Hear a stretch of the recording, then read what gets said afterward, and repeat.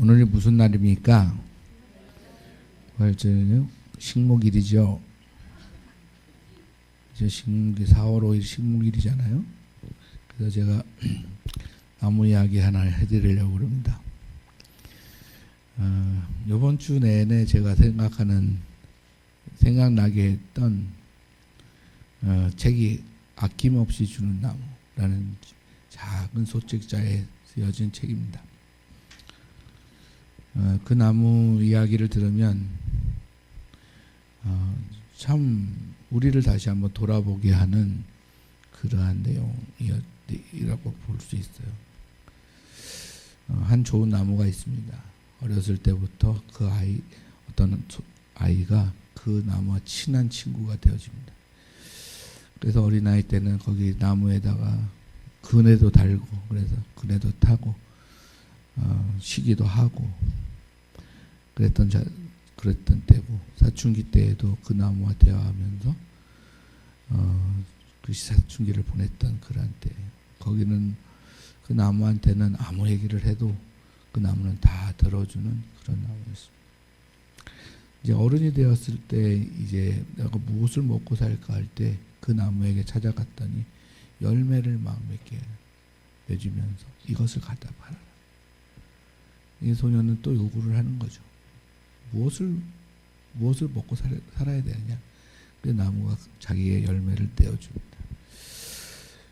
그래서 장사를 하고 그 삶을 살죠. 그리고 이제 장가를 가서 또 시집을 가서 이제 가정을 꾸미고 살려고 했더니 집이 없는 거예요. 나무가 자기 집이 없다 하니까 자기의 가지를 다 쳐서 이것으로 집을 지어라. 그리고 이제 가지가 다 쳐진 그 이제 나무만 남았잖아요. 그리고는 한참 동안은 이제 가족과 함께 살다가 다시 이제 노년이 돼서 돌아와. 이제 한 50대, 60대쯤. 내가 이제 나이가 들어서 일을 못하고 이제 여행을 가야 되겠는데 배를 좀 만들어야 되겠다. 배가 필요해. 그러니까 구루터기만 남기고는 나무의 밑둥만 남기고는 자기 몸을 다 베어다 죽었어. 그거를 배를 타고 한참을 돌아다니다가 이제 완전히 나이가 들어서 이제 허리가 꼬부라지고 지팡이를 짚고 다시 그 나무 앞에 섰습니다. 그 나무한테 그렇게 얘기하는 거죠. 이제 내가 앉아서 쉴 곳이 없다. 그랬더니 그 나무는 결국 그 구루터기에만 남아있는 그 나무의 밑둥, 그것을 내어주고 그 노인은 그 자리에 앉아서 쉬는 장면이 마지막 장면. 글쎄요, 우리가 이제 이 나무 왜 일주일 내내 말씀을 준비하면서 이 책이 자꾸만 생각이 나요. 식목일이어서 그랬는가, 그런 것은 아닌 것 같고, 참 우리는 하나님 앞에 최선을 다했는가? 하나님은 우리에게 최선을 다하셨는가? 정말 최선을 다하셨다. 생명을 내어주시기까지 최선을 다하셨다. 근데 우리는 틈만 있으면 주님 앞에 나오는 것을 게을리했던 모습들을 봅니다. 젊었을 때는 바빠서 무엇인가 그렇게 바빠서 주님 앞에 드리는 시간이 적었고, 그러나 나이가 들어서는 이제 힘이 없어서 다리에 힘도 없고 눈도 어둡고 들을래도 들리지도 않고 하니 이제 나이가 들어서 주님 앞에 나가기가 또 힘든 거죠. 우리가 항상 핑계를 대는 사람들한테는 이제 그런 얘기를 하죠. 저기 망우리 공동묘지에 가봐라. 그 공동묘지에는 핑계 없는 무덤이 없다. 이유 없는 죽음이 없고 이유 없는 무덤이 없다. 하나님 앞에서 섰을 때 과연 우리가 그런 이유가, 하나님께 나아가지 못했던 그 이유가 정직하게 그 눈을 바라보면서 이야기할 수 있을까? 나의 최선이 그거였습니다라고 이야기할 수 있을까 하는 겁니다. 무한히 끊임없이 주시는 사랑과 늘 받기만 했던 그러한 사랑, 그것이 우리가 주님과의 그러한 신앙의 모습이 아니었는가 그렇게 생각이 됩니다. 이 부활 아침에 우리 주님이 부활하시는 이 아침에 예수님이 돌아가시고 이제 부활의 첫 아침을 예수님을 만나고 시작하는 여인들과 같이 우리는 그런 준비가 있었는가 하는 그런 질문을 한번 해봅니다.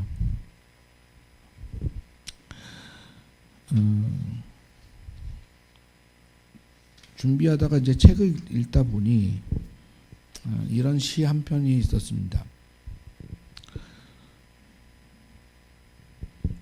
나의 예수 전이라는 제목의 시인데, 나의 예수 전. 그러니까 뭐 각자 개인들마다 자기의 예수의 전이 있죠. 나에게 예수는 누구냐? 근데 이분은 이렇게 썼어요. 나의 예수 전은 신비가 역사 속에 들어오는 예수다. 역사의 신비가 무릎을 꿇는 예수다. 이런 예수는 참 아름답고 거룩하다. 신비로 높이 올라간 사람은 많지만 예수같이 역사 속에 내려와 들어와 가장 낮은 자리에 앉으신 분은 없다. 우리도 이런 예수와 같이 될 수 있다면 그 사람은 작은 예수다. 신비보다 역사가 더 크죠. 신비가 더 커요, 역사가 더 커. 신비가 더 크죠. 근데 그 신비가 역사 안으로 들어와요. 그때에 우리는 아름답다 그래요. 아버지가 자녀들을 향해 아버지의 그 사랑을 낮춤으로 맞추어서 그들의 주장이 어리고 비록 부족하지만 그러나 그 자식들의 인격에 맞추어서 낮추어서 자기를 낮추어서 자식을 높여주는, 그것이 아름다운 거죠. 돈이 많은 자가 가난한 자들에게 가서, 부족함이 없는 자가 가난한 자들에게 가서 그들을 섬기고 그들보다 더 지저분하고 그들이 안 하는 것을 하는 그 신비가 아름다운 거죠. 그게 신비죠. 권력이 높은 자가 정말 서민을 찾아가서 무릎을 꿇고 그들의 발을 씻어주고 손을 씻어주고 눈물을 닦아주는, 그것이 신비이고 아름다워. 예수의 삶이 그랬다는 거예요. 그러나 인간의 삶은, 오늘 아침에 우리 사무엘상을 봤지만 하나님의 영광을, 권세와 권위를 가지면 그 영광을 자기가 받으려고 해요. 결코 낮은 자리로 가려고 하지 않습니다. 그 중에 한 사건이 부활입니다. 부활의 사건은 우리가 아시다시피 하나님께서 영광을 버리고 이 땅에 내려오셨습니다. 누구를 위해서? 같은 성부, 같은 성령을 위해서가 아니라 정말 인간, 죄 많은 인간을 위해서 이 땅에 내려오셨다는 겁니다. 죄인을 위해서 살려고 오신 것이 아니라 죽으러 오셨다라고 하는 겁니다. 그것이 부활이었고 그 은혜를 입은 것이 저희들입니다. 그래서 오늘 본문의 시작은 우리가 빚진 자로다 라고 하면서 시작합니다. 우리는 비록 죄인이었고 가능성이 없는, 영생할 수 없는 그러한 자들이었지만, 죽음으로 그냥 놔두면 달려가는 자들이었지만, 그 영생이신 하나님께서 우리를 대신해서 그 핏값을 치르시고 우리를 위해서 고난당하시고 죽음을 당하셔서 부활의 첫 번째 열매가 되셨고, 우리는 영생하는 두 번째 열매, 생명을 우리에게 주셨다라고 하는 사실입니다. 그래서 우리는 빚진 자라.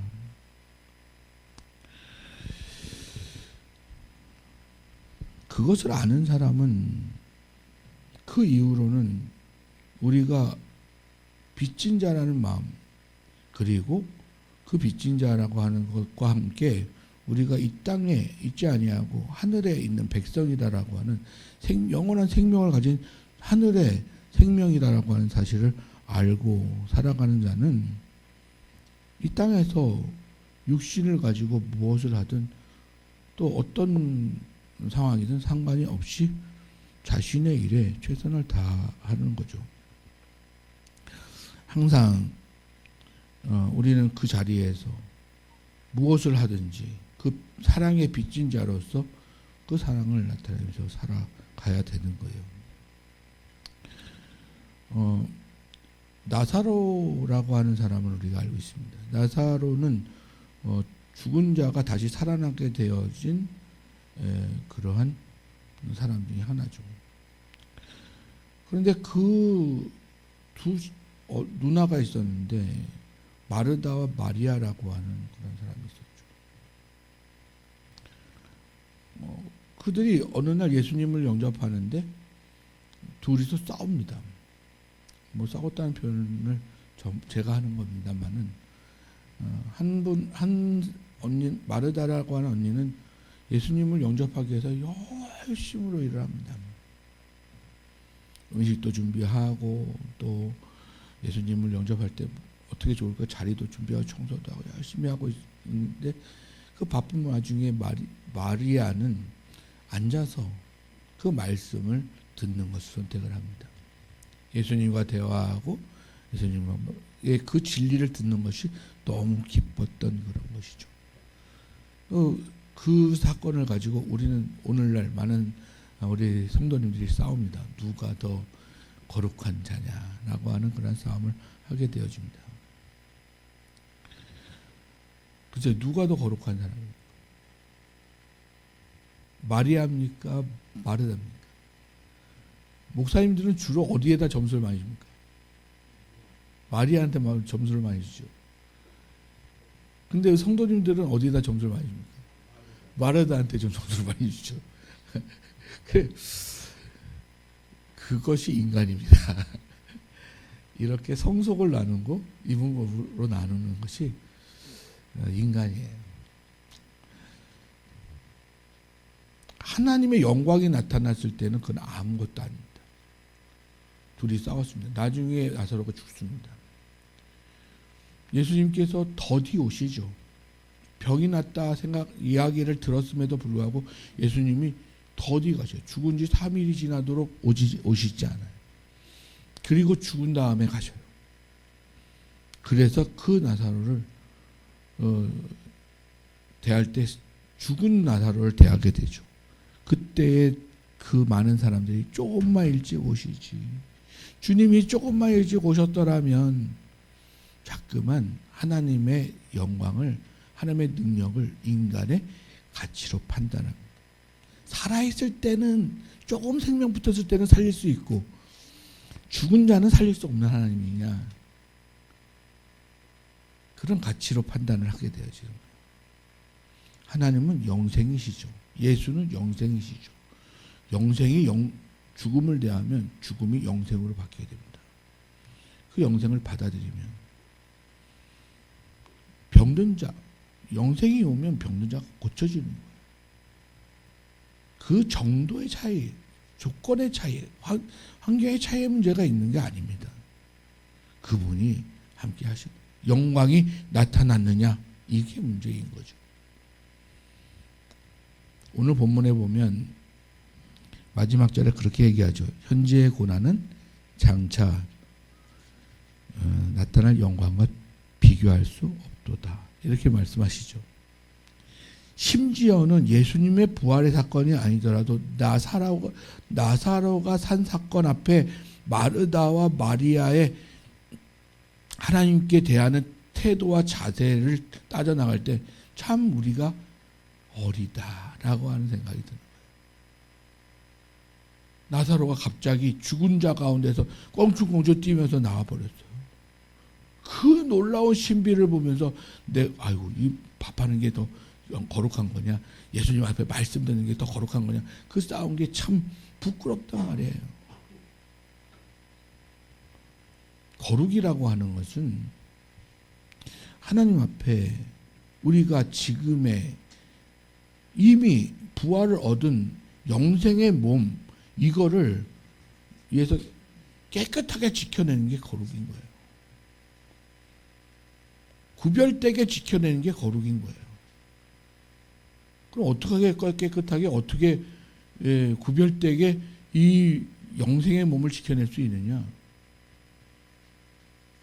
어떻게 지켜내요? 박박 닦을 수도 없고 빨 수도 없고 어떻게 이 거룩을 지켜내야 돼요? 예수님은 어떻게 그 거룩을 지켜내셨느냐? 거기서 답을 찾아야 됩니다. 예수님이 이 땅에 계실 때에 초월적 순간순간에는 신비를 나타내셨지만 육신의 몸으로 고난의 과정을 다 겪어내셨습니다. 근데 존재는 하나님이고 존재는 영생의 존재이잖아요. 그 존재이기 때문에 그분은 무엇을 하시든지 그분의 하는 일은 거룩을 나타내면서 하셨어요. 왜냐하면 영생이라고 하는 존재, 하나님이 일하시고 하나님이 일하시는 하나님의 생명의 그 생명이 하는 일에 대해서 내 생명이 같은 생명을 가지고 있기 때문에 그분의 하시는 일에 내가 어떤 일을 하든지 그것은 거룩한 일이 됩니다. 근데 우리는 무엇이 거룩하다, 무엇이 거룩하지 않다 이렇게 얘기하는데 이 거룩이라고 하는 이것을 지켜내는 것은 예배도 그 중에 하나입니다. 여러분이 예배를 드릴 때에 하나님 앞에 어떻게 거룩하게 할까? 딴 생각하지 말아야지. 집중해야지. 옷도 정결하게 입어야지. 정갈하게 입고 또 구별되게 입고 절기 때마다 저희 이걸 입잖아요. 아유 구별되게 좀 어떻게 좀 살아보려고. 네? 평상시에는 제가 맨날 저 작업복만 입고 다니나요. 이 동네 사람들은 아마 저기 사롱교회 목사는 저기 사롱교회 관리인인 줄 알 거예요 아마. 맨날 작업복만 입고 다녀가지고.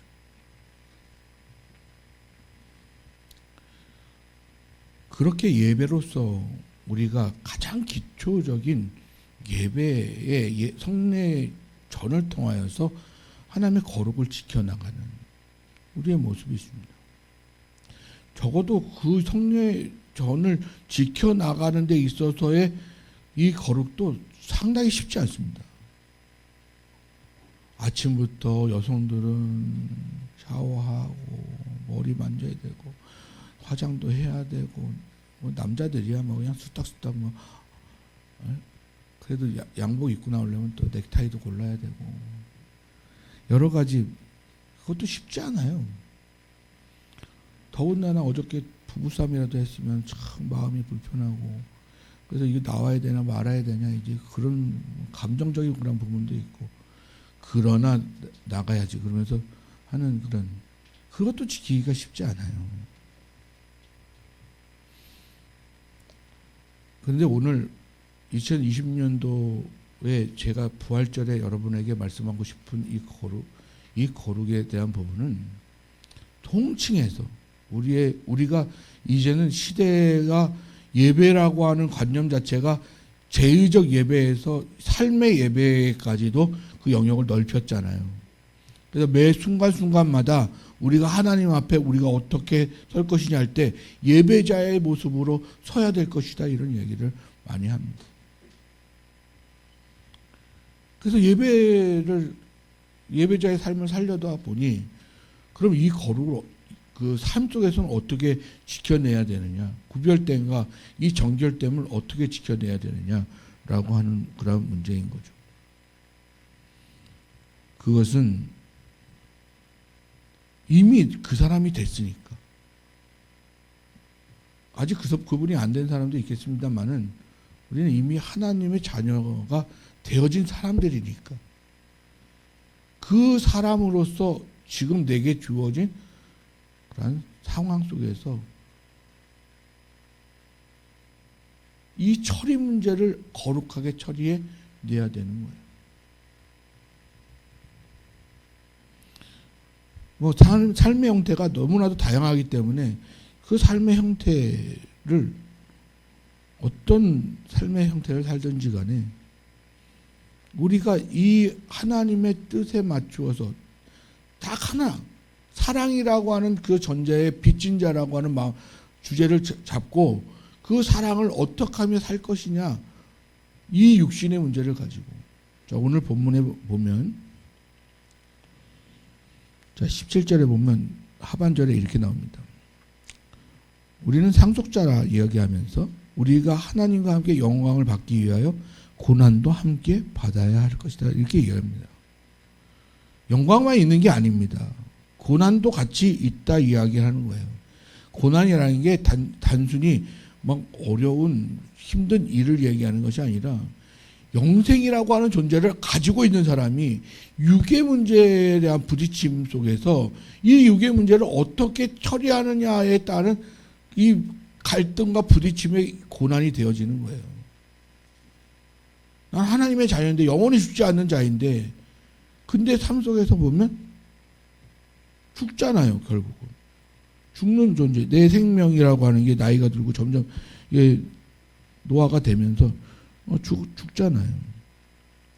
근데 이 죽는 것도 정해진 이치 아니에요. 그렇지 않습니까? 우리는 죽는 것이 정해진 이치이기 때문에 죽음을 향해서 달려가는 거죠. 그런데 문제는 영생을 얻었어요. 그래서 지금 영생을 얻었기 때문에 육체마저도 나는 영생이다라고 얘기할 수는 없단 말이에요. 이 갈등이 고난의 문제로 오게 되어지는 거예요. 그렇기 때문에 여러분이 어떻게 해서든 지금 고민은 이미 그 생명의 존재가 됐기 때문에 지금 남아있는 이 육신이라고 하는 이 생물학적 이 생명을 살려야 되는 일을 해야 되는 거예요. 이 땅에서. 어떻게 하면 산 사람으로 살아갈 수 있을까? 난 생명인데 어떻게 하면 산 사람으로 살아갈 수 있지?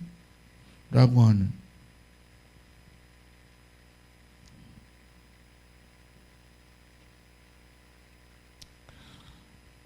분명히 성경은 그렇게 얘기해요. 여러분의 육이 죽어야 영이 산다고 얘기를 해요. 그러면 결국은 우리는 육을 죽이는 과정이 고난이거든요. 그 고난을 우리가 이겨내는, 육을 죽이는 과정을 만들어내야 된단 말이에요. 예배라고 하는 것도 마찬가지인 거예요.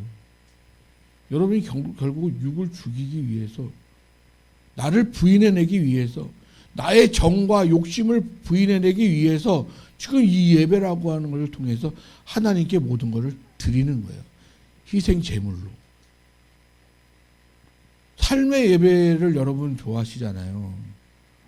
가끔 이제 뭐 얘기하다 보면 주일날 왜 안 나오십니까? 그러면 또 조금 듣고 배운 사람들은 저는 삶의 예배를 드립니다. 이러더라고요. 삶의 예배. 정말 삶의 예배 속에서 우리가 우리 자신을 하나님의 그러한 사랑과 그 뜻에 맞춰서 그 정과 욕심을 죽이며 살아가는 그 거룩을 유지하고 있느냐라고 하는 거예요. 또 마땅히 해야 되는 문제인 거예요. 왜냐하면 철이라고 하는 문제이기 때문에. 예? 우리가 높은 의식을 가진 사람인데 아프리카에 선교를 갔어요. 정말 미개한 그 사람들한테 가서 선교할 때 그 높은 의식을 가지고 거기서 주장하면서 살게 되면 금방 죽어버려요. 거기서. 그들의 문화에 맞지 않기 때문에. 그러니까 이 높은 의식을 가지고 좋은 건 아는데, 이 높은 의식이 좋은 것인데, 그런데 이 문화가 지금 이 상태에 있으니 이 문화에 맞춰서 이 높은 의식을 시간과 공간과 방식과 지혜를 가지고 만들어내야 되는 거예요. 예수께서 이 땅에 오셔가지고 하늘에 완성된 하늘을 가지고 끝까지 주장을 해버리면 그냥 순간에 영으로 싹 사라져 버리시면 딱 되는 거예요. 근데 그렇지 않고 끝까지 고난 받으시면서 죽음에 이르기까지, 그리고 그가 승천하시는 것까지 보게 되고 부활하시는 것까지 보여주시는 육의 단계를 보여주시는 그런 과정을 보여주신 것은 우리도 동일하게 그 과정을 갈 수 있다라는 얘기를 보여주시는 거예요. 육신의 문제를 처리를 해야 그 영의 문제가 들어온다, 이 얘기를 하고 계신단 말이에요. 결국은 여러분이 영이 사라져 버리면 여러분 안에 육이 지배를 해버려서 육이 좋아하는 대로 살아가게 된단 말이에요. 근데 오늘 첫 번째 질문은 너희가 사랑의 빚진 자로서 영생을 얻은 자로서 부활의 생명을 얻은 자로서 어떻게 다시 돌아가서 육에게 져서 육신대로 살려고 하느냐, 이건 그건 아니다. 하나님의 뜻대로 살아가야 될 거 아니냐.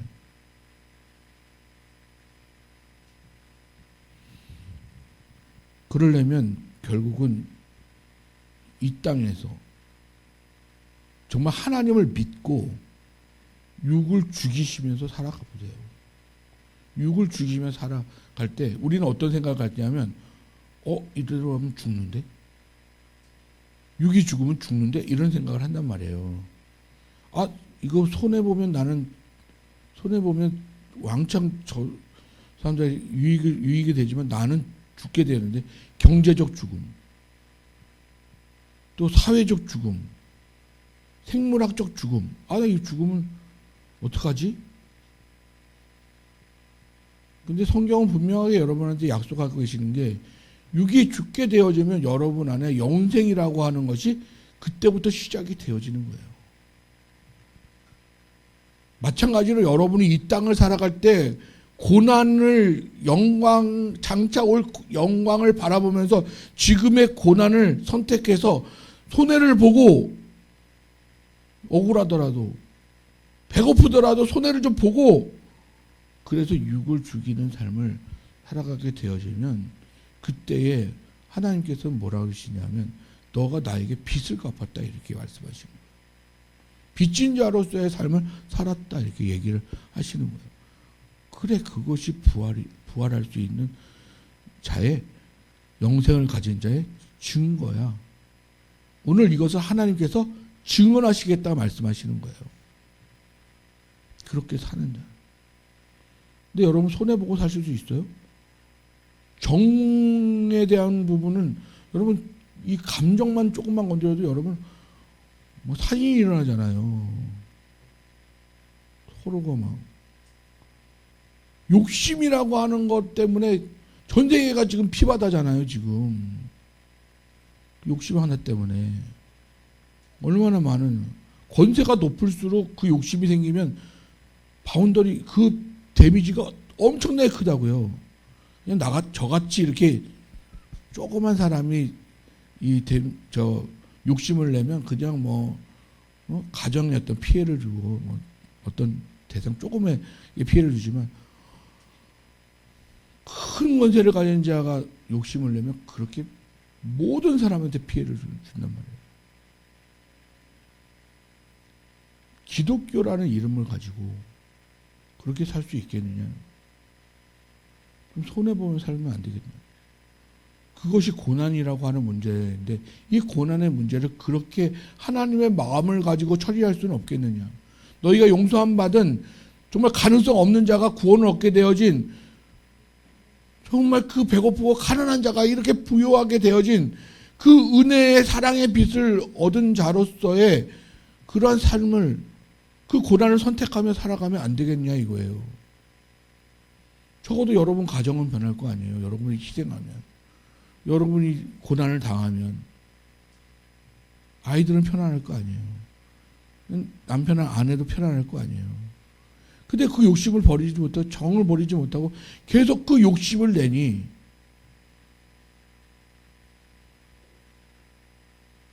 육은 계속 살아있고, 그럼 육이 살아있는 만큼 영은 살아있을 수가 없는 거예요. 다행히도 밀리면 괜찮아요.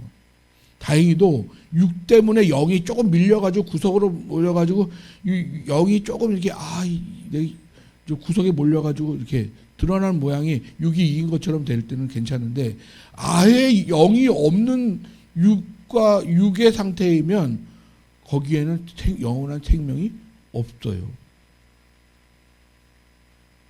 그것이 증거로 나타나게 되어지는 거예요. 나는 무엇을 위해 사는 거야? 근데 그 영을 가진 사람이라고 한다면 뭘 해도 상관이 없어요. 어떤 모양을 가지고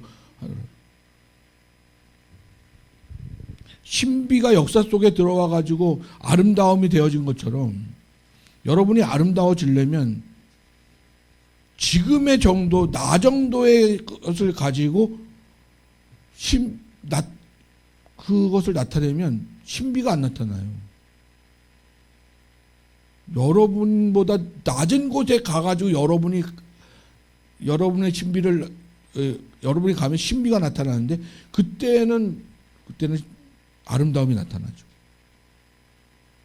이걸 다른 말로 하자면 원수를 사랑하고 사랑할 만한 사람을 사랑하고 기브앤테이크로 주기 때문에 사랑하고 하는 그 사랑은 누구나 할 수 있다는 얘기예요. 하나님의 사랑은 그 사랑을 얘기하는 게 아니란 말이에요. 그 신비라고 하는 것은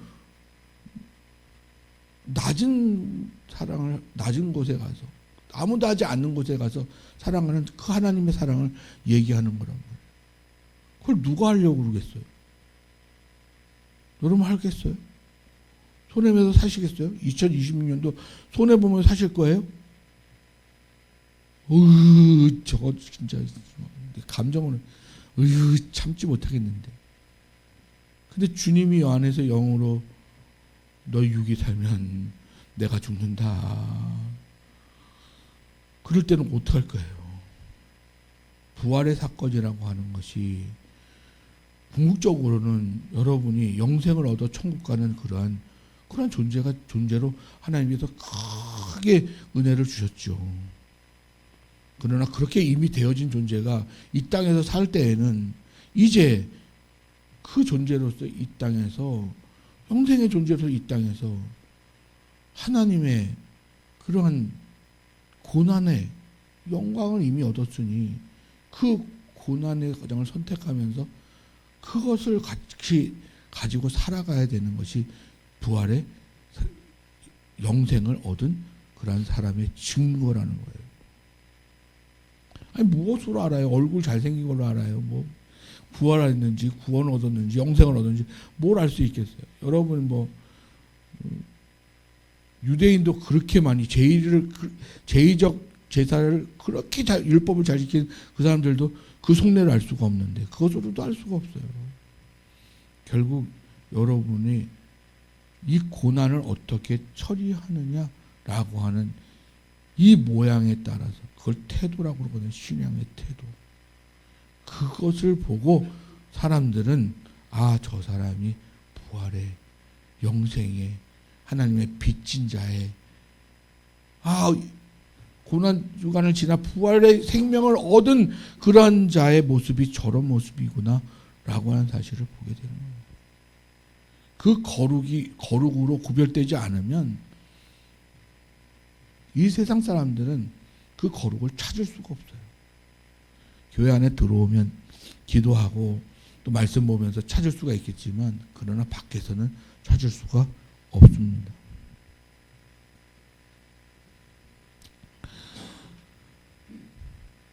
우리가 하나님의 자녀이고 하나님의 상속을 얻은 자라고 하는 것을 영광만 보지 마시란 말이에요.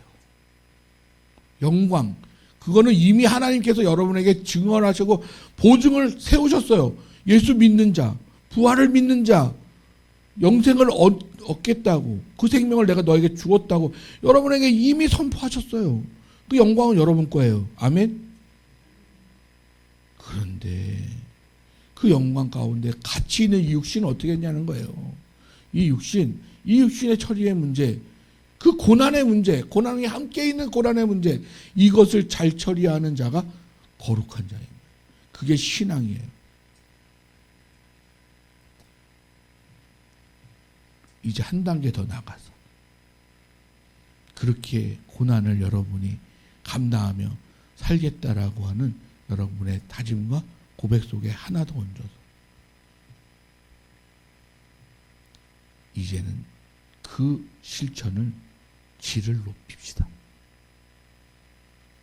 질을 높이는, 그동안에는 내가 나의 정도 10에서 5 정도 했다면 이제는 7 정도가 되어지는 그러한 질을 높여서 그 사랑을 할 수 있는 그러한 우리 사랑교회가 되면 얼마나 좋겠는가. 그것이 삶에서 알면서 삶으라고 하는 그러한 전환에서 나오는 그러한 실천입니다. 우리가 확실하게 가지고 가셔야 될 것은 부활의 영광을 소유한 자라고 하는 사실을 하나님께서 여러분을 증언하셔서 상속자가 되고 자녀가 됐다라고 하는 확증입니다. 그거는 누가 해주셔요? 제가요? 지식으로 알 수 있어요? 성경을 보면서 알 수 있어요? 성경을 봐도 성령이 역사하지 않으면 그걸 할 수가 없습니다. 성령이 그걸 여러분이 알게 하시는 거예요. 그 영광이, 영광을 나게. 그런데 이 육신은 어떡하지? 라고 하는 문제에 대한 질문을 가지시를 바라요. 거룩이라고 하는 것은 그 영광은 거룩한 것이니 그 고난을 내가 어떻게 하나님의 뜻에 맞춰 이 육신의 문제를 처리할 것인가?